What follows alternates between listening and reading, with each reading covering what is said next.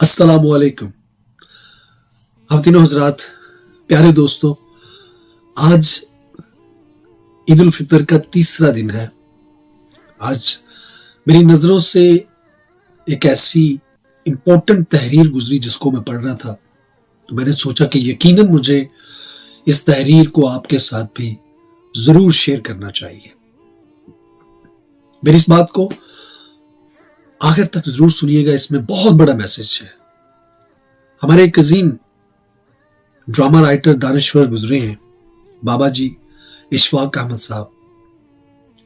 आप फरमाते हैं कि मैं तदरीस के सिलसिले में जापान में मौजूद था, तो रमजान के दिन थे, तो वहां पे एक जापानी लड़की ने मुझसे पूछा कि आप रमजान के महीने में भूखे प्यासे रहते हैं, आपको क्या मिलता है?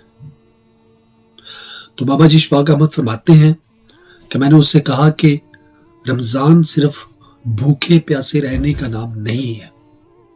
हम इस महीने में गुनाहों से बचते हैं, इबादत करते हैं, झूठ बोलने से बाज रहते हैं, कम तोलने से बाज रहते हैं, और दीगर जितने भी बुरे काम हैं उनसे अपने आप को बचा कर रखते हैं।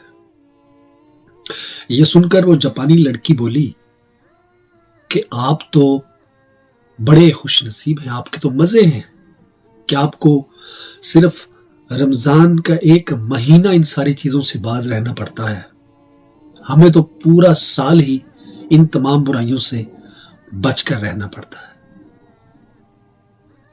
ख़वातीन और हज़रात, इस तहरीर में मैसेज ये है कि बदकिस्मती से हम चंद मुसलमान, वो भी सिर्फ रमजान में ये कोशिश करते हैं कि झूठ बोलने से परहेज किया जाए, जुल्म करने से, ज्यादती करने से, दूसरों की हक तलफी करने से सिर्फ रमजान में मना किया गया है। लेकिन ऐसा बिल्कुल नहीं है। इस्लाम ने, हमारी शरीयत ने तमाम बुराइयों से हमेशा के लिए मना किया हुआ है, लेकिन हम लोगों ने उसे सिर्फ अपनी इबादत को सिर्फ एक महीने तक वक्फ कर लिया है, सिर्फ रमजान तक हमने उसको रख लिया है। बाकी के 11 महीने हम अपने जुल्म और ज्यादती, हक तलफी, रिश्वत और बेईमानी को करते रहते हैं बिला खौफ व खतर। दूसरी कौमें जो आज तरक्की की मनाजिल तय कर चुकी हैं, वो तहजीब याफ्ता कौमें कहलाती हैं।